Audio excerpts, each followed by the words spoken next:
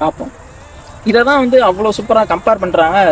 இன்னும் ஒரு விஷயத்த வந்து சொல்லணும்னா, உலகம் சுற்றும் வாலிபன் எம்ஜிஆரோட கடைசி படம் உலகம் சுற்றும் வாலிபன், ஓன் டைரக்ஷன், ஓன் ப்ரொடக்ஷன், கிட்டத்தட்ட மிகப்பெரிய ஒரு பொருள் செலவில் உண்டாக்கப்பட்டது. இது வந்து அந்த காலத்தில் 1972 அந்த சமயத்திலேயே பல வெளிநாடுகளில் போய் எடுக்கப்பட்ட படம்.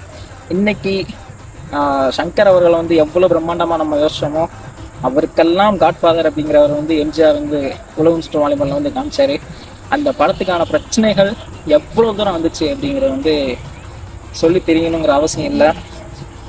இதே பிரச்சனைகள் தான் ஜனநாயகனுக்கும் பரிணாமம் பெற்று இன்னைக்கு ஒரு இது வந்திருக்கு. ஏன்னா ஒரு திரைப்பட நடிகர் வந்து என்றைக்குமே வந்துடக்கூடாது, நம்மளை தாண்டி வந்துடக்கூடாது அப்படிங்கிறத வந்து அவ்வளோ உறுதியாக இருப்பாங்க. இதை வந்து சொல்லணும்னு தோணுச்சு, சொன்னேன். ஜனநாயகன் ரிலீஸ் ஆகட்டும்.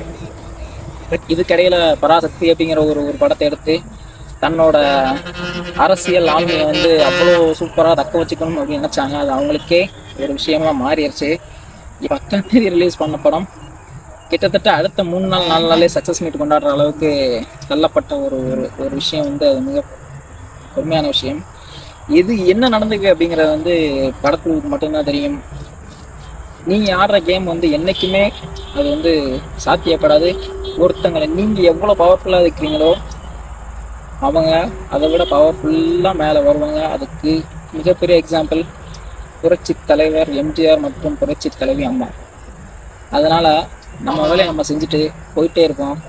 அடுத்தவங்க என்ன செஞ்சால் நமக்கு என்ன அப்படிங்கிற ஒரு விஷயத்த சொல்லிவிட்டு இந்த வீடியோ முடிக்கிறேன்.